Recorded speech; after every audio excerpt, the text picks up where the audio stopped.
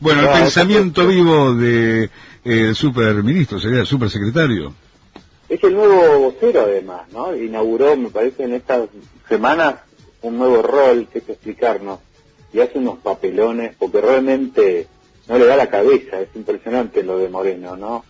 Ya es una cuestión cultural. No, es un pueblo raro, sí, las operaciones de corto plazo las hacen pesos, las de largo las hacen dólares, sí, rarísimo, porque no hemos tenido inflación en la Argentina, o sea, lo que no es un pueblo tan idiota como están esperando del gobierno que lo sea, ¿no? Hace sus operaciones de largo plazo en dólares porque necesita una moneda fuerte, porque una de las funciones de la moneda es esa, ¿no?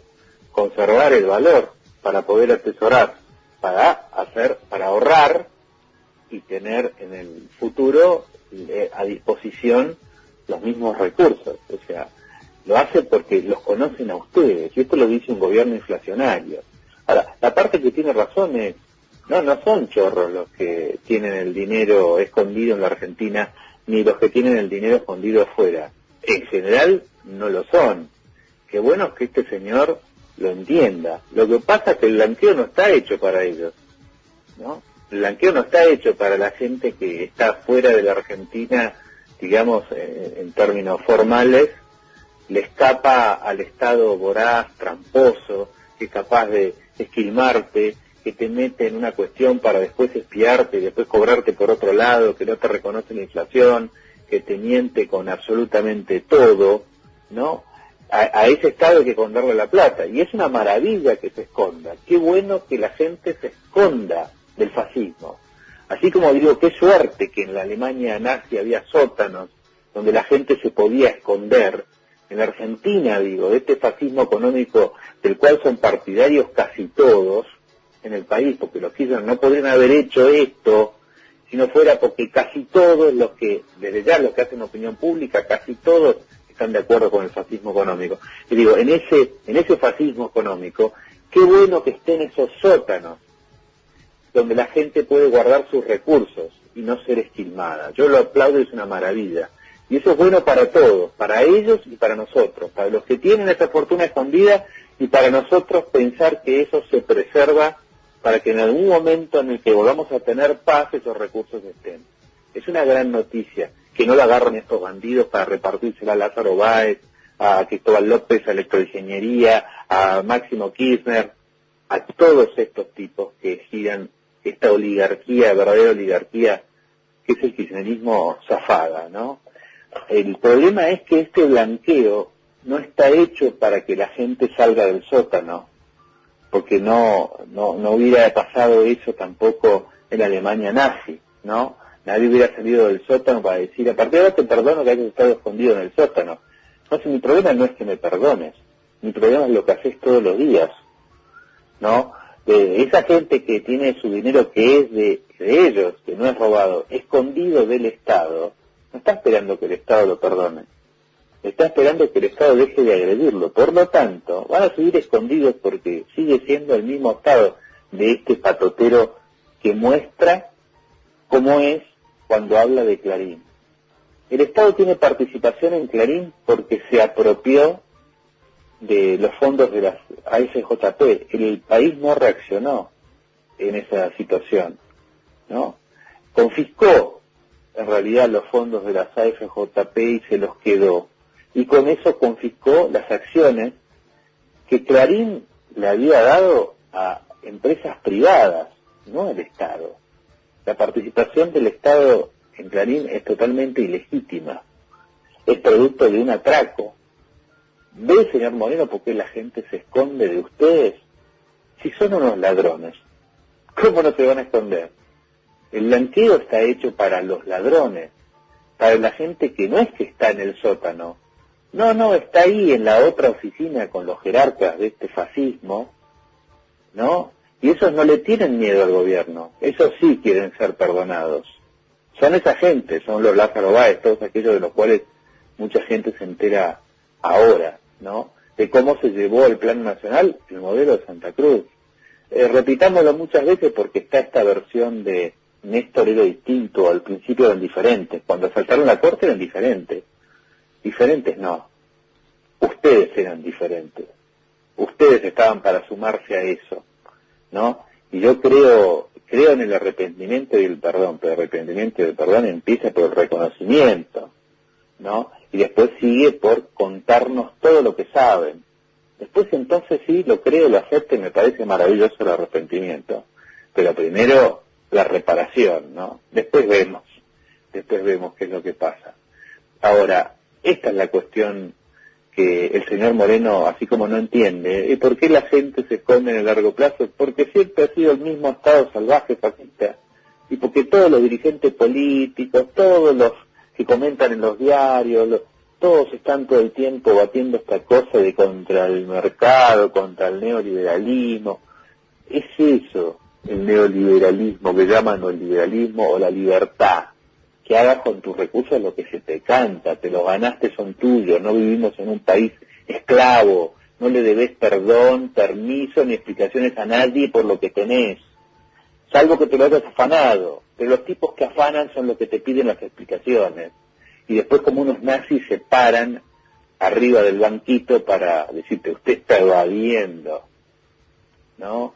A ver, más del 100% de lo que ganás tendría que estar en manos del Estado. Hay un informe que hace el Banco Mundial, que se llama Doing Business, haciendo negocios, que muestra lo que es la presión tributaria en relación a los ingresos, y que en la Argentina supera a la cantidad de ingresos lo que tendría que pagar todo el mundo, si todo el mundo pagara. O sea, el Estado ha colocado a toda la población, gracias a ese fascismo económico, en estado de evasión técnica. La evasión no es como el robo. El robo es una definición objetiva, ¿no? De alguien que ejerce una acción para quedarse con lo que es de otro. A la evasión la define la propia decisión política. Si yo digo que hay que pagar impuestos del 100% de lo que estás trabajando, es decir, te convierto en esclavo, cuando no pagás, sos un evasor, pero porque yo lo decidí, ¿no? Y colocar a toda la población en estado de evasión, mediante la presión tributaria, de lo cual no habla nadie, ¿no? Para después ir señalando los que me conviene, esta es la metodología del fascismo.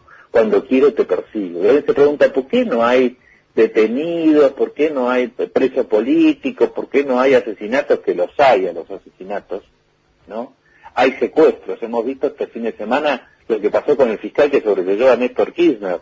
No sé, cualquier gobierno en cualquier lugar del mundo cae por esto, ¿no? El fiscal que sobrevivió al matrimonio Kirchner que no apeló, que no apeló su recibimiento, tenía secuestrado a su hijo en el momento que esto pasó. Y esto puede ser cualquiera, el batallón militante, las hinchadas unidas, un delincuente en la calle, ¿no? Pero se preguntan por qué no tenemos más violencia explícita. No la tenemos porque estamos todos bajo vigilancia, porque escudriñan las tarjetas de crédito, las cuentas bancarias, los movimientos, todo está bajo vigilancia. Entonces no necesitan ejercer la violencia.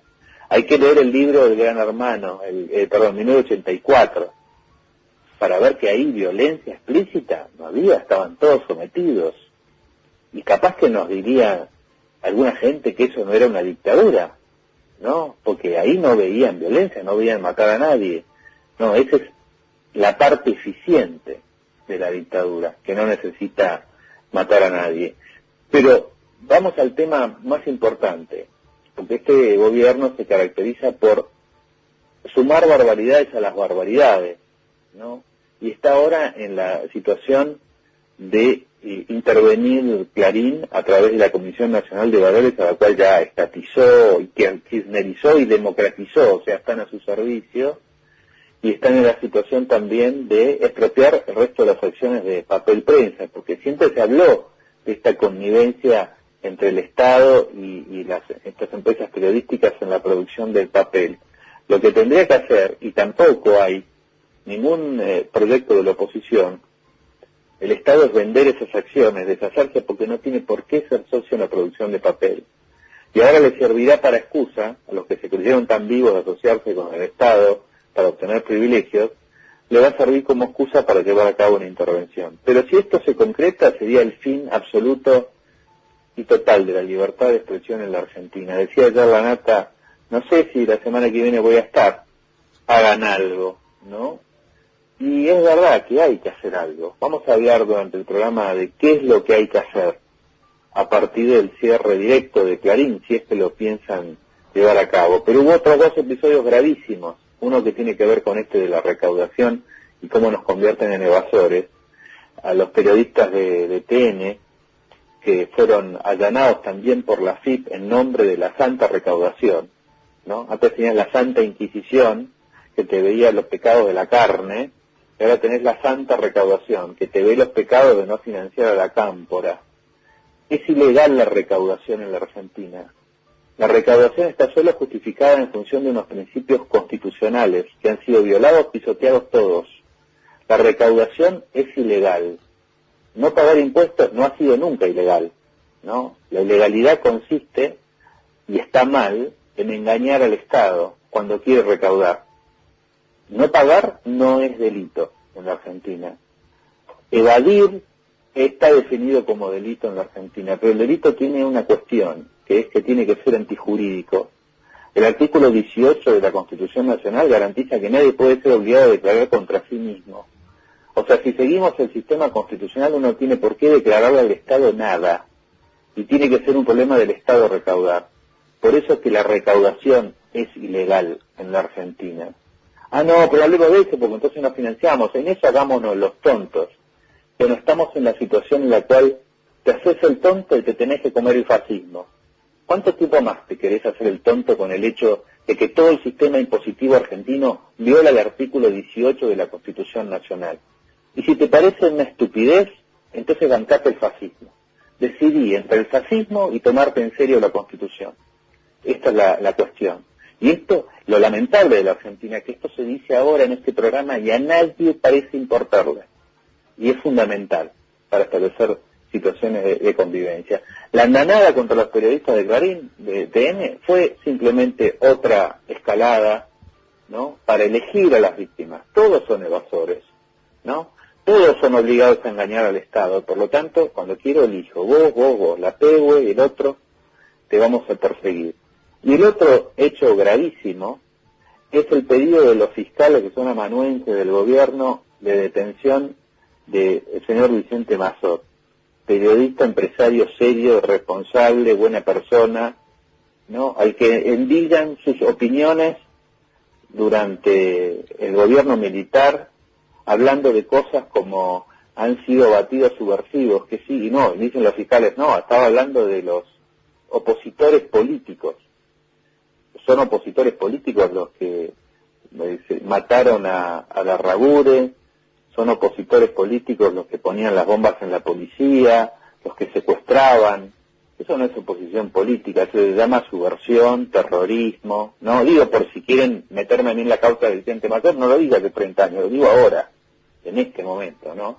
Entonces, ellos inauguran el delito de opinión, ¿no? No establecen ningún delito, sino que simplemente llevan a cabo una operación simulada de dictamen fiscal para secuestrar a un señor. Si hablamos en el nombre de los mismos términos que utilizan estos verdaderos delincuentes con firma para llevar adelante sus acciones criminales, ¿no?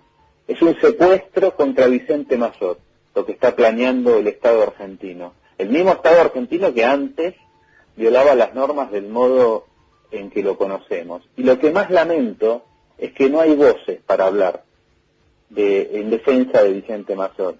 ¿Y por qué no hay voces? Y porque Vicente Mazot no forma parte de la cofradía progre mediática. Entonces acá lo más lamentable de la izquierda argentina es como jamás en la vida mueven un dedo para defender a una persona injustamente atacada si no pertenece a su grupo. En los Estados Unidos hay una denuncia de que la oficina fiscal ha hecho algún tipo de elección en determinadas inspecciones sobre gente vinculada al Partido Republicano, gente del Tea Party y demás. ¿Saben quiénes reaccionaron? Los diarios de izquierda y el propio gobierno y el propio vocero de Obama salieron a cuestionar esta forma de proceder. En la Argentina eso no existe. Y yo estoy seguro que Vicente Mazot sería el primero, y ha sido el primero en defender a cualquier periodista que sea perseguido, y ha estado hablando en cada uno de los momentos en los que había que hablar en defensa de todo el periodismo desde Julio Nudler para acá, que ha sido perseguido por este gobierno. Debería darles vergüenza no decir nada de la cuestión de Vicente Mazot, porque como tienen un miedo de quedar enganchados en algo de los derechos humanos, le tienen un miedo, le han dado manija a Bonafini, que se ha convertido en una delincuente digamos, común, robando recursos del Estado con programas de creación de viviendas, y ni siquiera en esa situación pierden el temor reverencial. Lo más lamentable de lo Vicente Mazot, además de que exista gente del gobierno que quiera secuestrarlo, es ese silencio de gente que como no se puede identificar, no hay que hacer ninguna aclaración sobre la identificación o no en las ideas de Vicente Mazot. Porque si hacemos aclaraciones, así como no hay que hacerlas con Clarín, no había que hacerlas con Julio Nudler, si hacemos aclaraciones estamos convalidando que el secuestro es válido de acuerdo a determinados pensamientos, que hay pensamientos que son criminalizables y otros que no lo son. Eso me parece bastante lamentable. Así empezamos la semana de serias amenazas otra vez a nuestra libertad. Así es, así comienza Esta Lengua es Mía con el doctor José Venegas. 5246-0244 es nuestro teléfono. Bueno, todo el mundo está esperando que la presidenta salga a dar alguna explicación sobre todas estas versiones que básicamente están impulsando las investigaciones del programa de la Nata. El único que salió a hablar fue Gustavo López, que es el subsecretario de la presidencia. Dijo que es una falta de respeto, de una bajeza impresionante esto de la bóveda, que puede haber plata en la bóveda, etcétera, etcétera. Es horrible lo que piensa y dice la gente, pero esto se debe a la guerra de grupos concentrados por la apropiación de la renta. Y bueno, recuerda el tema de papel prensa porque ya están yendo por ahí, como dice Venegas. Doctor Venegas, en el comienzo lo escuchó atentamente su editorial Nico Yacoy. ¿Cómo estás, ¿Cómo José? va? ¿Todo en orden? ¿Cómo va, Nico? ¿Bien? Bien, muy bien. Todo bien. Bueno, acá disfrutando de los resquicios de la libertad, digamos, lo que queda. Lo ¿no? que va quedando, ¿no? Qué tremendo. Lo que va quedando. Sí, está complicado Sí. el asunto. Hay gente que desgraciadamente se está avivando muy tarde lo que Sí. está pasando, pero y hay otra que está como haciendo el clic, ¿no? Ujú. El clic de cuál es la situación. Se están, Y va un poco más a fondo. Sí, se están avivando, no sé, nos estamos avivando, esa es un poco la pregunta, no lo sé si tanto. Vos tocaste un corazón del tema, digamos, tal vez el corazón del asunto, que es la cuestión de la presión tributaria. No solo por la presión, sino porque es la caja, le significa la caja. Claro. Y ahí podemos decir muchas cosas. Lo que me parece que queda claro y une las dos cosas, también nombraste al kirchnerismo como la oligarquía, es que el Estado se monta en su propia estructura de legitimación, que sería lo ideológico y el poder de coerción, de alguna manera para apropiarse de la renta de los privados, pero después hay una facción en el poder que se apropia de la renta del Estado. Entonces hay que empezar a preguntarnos para qué pagamos impuestos, para que vaya a parar a la bóveda en el sur de Cristina Fernández de Kirchner. Esa es la pregunta. Porque eso rompe el contrato, claro, además, José, rompe el contrato. Hay una cosa que los deslegitima para recaudar impuestos, que es esta guerra interna que todo el tiempo nos proponen. Si Pero están en guerra con nosotros no tenemos que poder pagarle impuestos a los tipos que están en guerra con nosotros. Absolutamente. Les pagamos a uno que están a nuestro servicio. Si Eso no. Hay que empezar a trabajarlo, porque está clarísimo. Lo de la guerra y lo de la corrupción también. O sea, ¿por qué voy a pagar hasta...? Y algo que vos dijiste, Nico, esto de la renta. No existe la renta así suelta. Hay una renta y yo me la quedo. ¿Quién se la queda? ¿Te la queda vos? Sí. ¿Te la queda, ¿no? Sí. La gente que nos escucha lo puede entender perfectamente. Trabaja todo el mes, ¿no? Y a fin de mes recibe, si es que está trabajando en relación de dependencia. Recordemos o trabaja todo el mes y le pagan. Sí. Eso no es renta, muchachos. No. Eso se llama trabajo. En el fondo es la gente que pensó que, los grandes asesores del kirchnerismo, los más ideologizados, que había que avanzar todavía más en las retenciones a la soja en su momento, porque no era el trabajo del productor agropecuario, era la riqueza de la tierra que explotaba mágicamente. y daba sus frutos. Sí, Y pero con eso se sentía legitimado. A diferencia de otros movimientos totalitarios del siglo XX, es que los movimientos totalitarios del siglo XX fueron el resultado de un modo de pensamiento. Yes. O sea, si yo pienso que la renta viene del cielo y que hay unos tipos que se la expropian, que se llaman los capitalistas, entonces escribo un libro al respecto, yo todas unas explicaciones, porque creo que el valor de las cosas está en el trabajo que le pongo, etcétera, etcétera, etcétera. Entonces tengo lo que se llama comúnmente una ideología o un pensamiento. Y como consecuencia de ese pensamiento mal hecho, derivo, como no reconozco la realidad, derivo en un sistema totalitario. Ese es el comunismo. Y después puedo pensar también que la sociedad tiene que estar estructurada a través de los grupos, que el individuo no existe, etcétera, etcétera. Entonces pienso en el fascismo y eso deriva. Ahora, esta gente no es producto de ningún libro. Ellos directamente quieren la parte mala. O sea, cuando alguien piensa en el comunismo, en un ámbito intelectual y después deriva en eso, puede no estar pensando en una sociedad totalitaria, puede derivar o puede no importarle la libertad. Acá van directamente al efecto. Claramente. ¿No? Eso los hace más... pensamiento. Y después, me quiero afanar las hojas. Entonces, a ver, escribime algo ahí está. para explicar por qué me quiero afanar las hojas. Por eso... Quiero devolver las hojas, escribime algo para ver por qué quiero...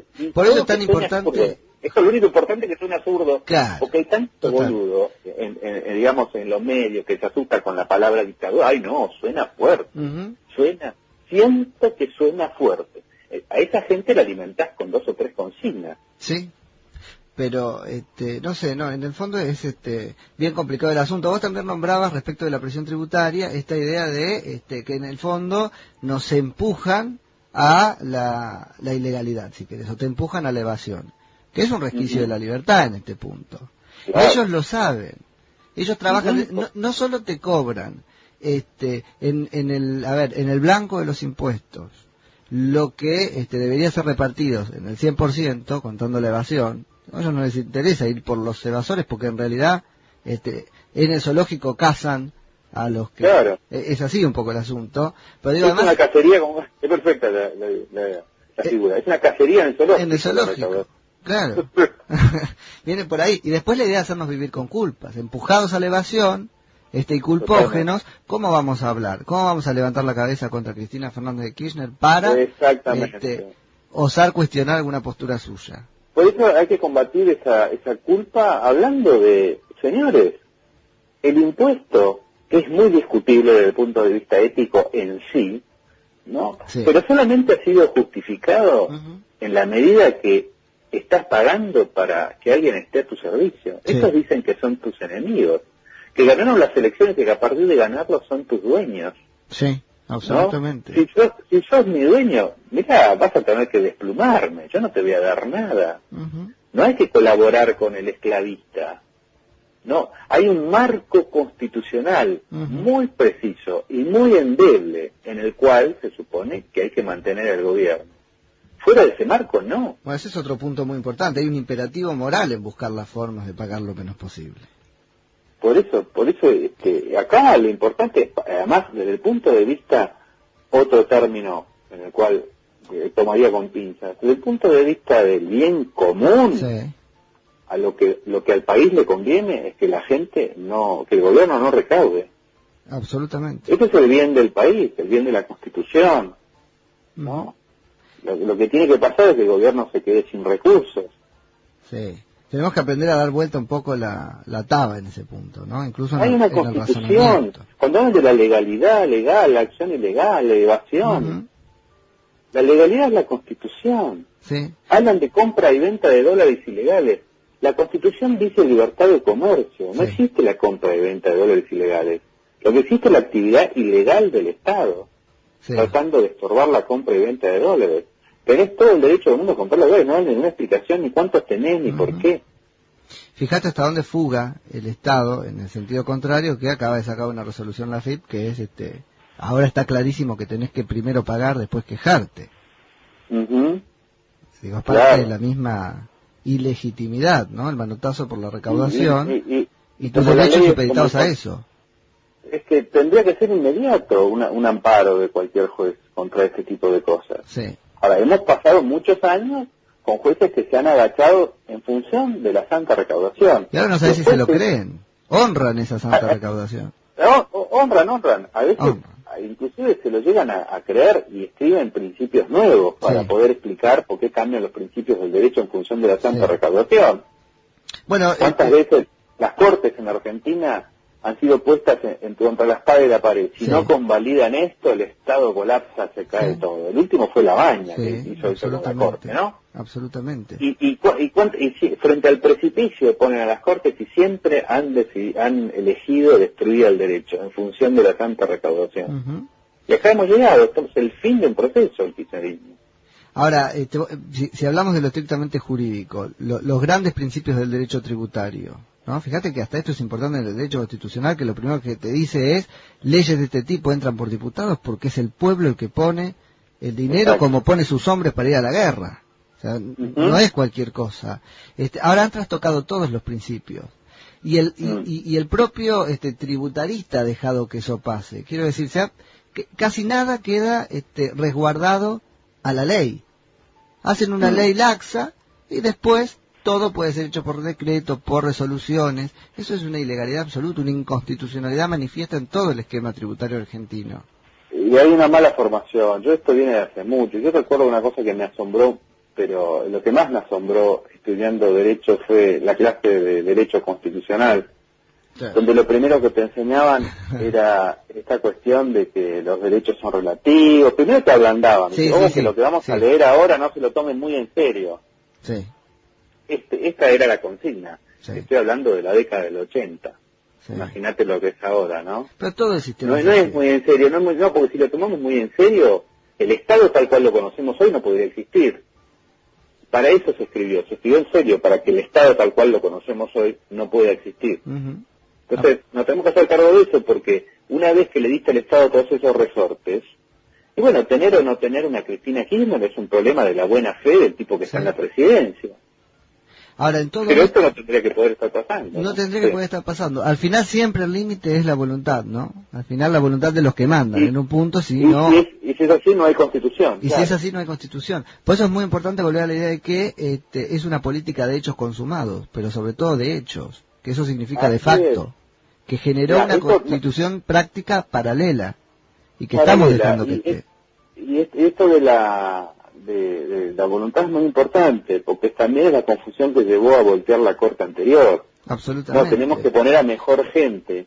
No es un problema de mayor o menor gente, es un problema de independencia en concreto del gobierno en funciones. Ponerle una corte entera, pasarle el dominio de la corte a un gobierno en función de que los que están eran muy amigos de los anteriores, eso es la estupidez más grande de la historia, en función de que son ni siquiera mejores notas en la facultad, que no habría un problema de calificación en la corte anterior.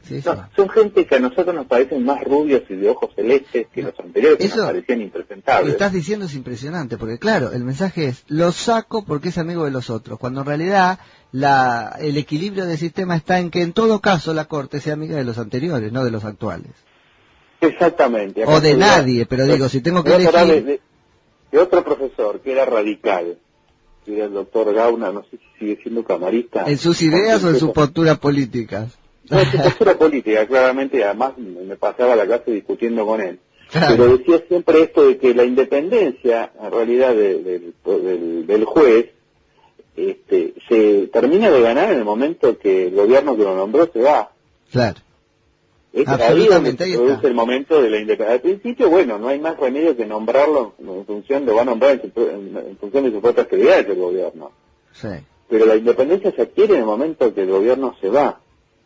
Y ahí es donde se gana la legitimidad de la justicia. No cuando está de acuerdo con el gobierno, al contrario, cuando deja de estar. Y resulta que estos mismos que les vendieron este buzón de la justicia, ayudado por muchos cómplices, no, que la vamos a cambiar porque los otros son muy impresentables, eran un lujo la otra corte, al lado de lo que tenían en Santa Cruz. Ahora ya descaradamente se dicen que quieren nombrar a los jueces con criterios partidarios. Claro, pero esto es clarísimo. ¿Y cómo entramos, no? Los prejuicios, otra vez esa cosa, o en realidad una ciudadanía que se deja conducir. Digo, entramos legitimando el paso y todavía nos cuesta. la conducción intelectual de la Argentina la hizo Berbisky. Claro. Dése cuenta que no era inocente. Ujú. Que todas estas estupideces contra la Corte, contra la ley de obediencia de punto final, contra quiénes son los corruptos y quiénes son los no corruptos, que todo lo que sonara a privatización era corrupción y todo lo que sonara a estatización era santidad, no los condujo un autor de filosofía política, los condujo un tipejo dedicado a la inteligencia de una organización terrorista.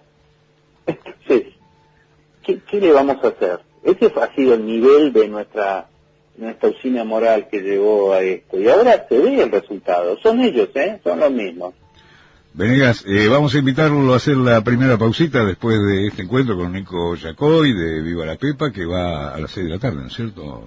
A las 6 de la tarde. Sí, sí. Y yo le cuento, estuve haciendo un relevamiento más o menos casero ahí por el barrio, los que sé que tienen algún pesito guardado o algo. Le dije, ¿qué opinas de todo esto? Yo me quedo con el colchón todavía, me gusta más, dijo. Pero muchísima claro, gente. están en el colchón. Acá, la única, digamos, una medida como esta, si cambiara el gobierno, habría que tomarla, ¿no? Decirle a la gente, bueno, vengan, ya sabemos que los estuvieron persiguiendo, vengan y vuelvan. ¿No? Pero mirá qué postura que hay que tomar, claro, pero mirá las cosas que hay que decir. Bueno, la primera pausita, el 5246-0244, le estaba haciendo una pregunta a nuestras amigas y amigos. Venegas. Muy bien. ¿Qué pregunta le quería hacer a nuestros amigos y amigas en el 5246-0244? No, que pensemos en esta situación. Ayer la Nata decía que hay que hacer algo. Yo también creo que hay que hacer algo. Hay que hacer algo más que salir con las cacerolas. No sé qué, pero vamos a pensarlo entre todos, ¿no? ¿Qué tenemos que hacer si mañana cierran Clarín?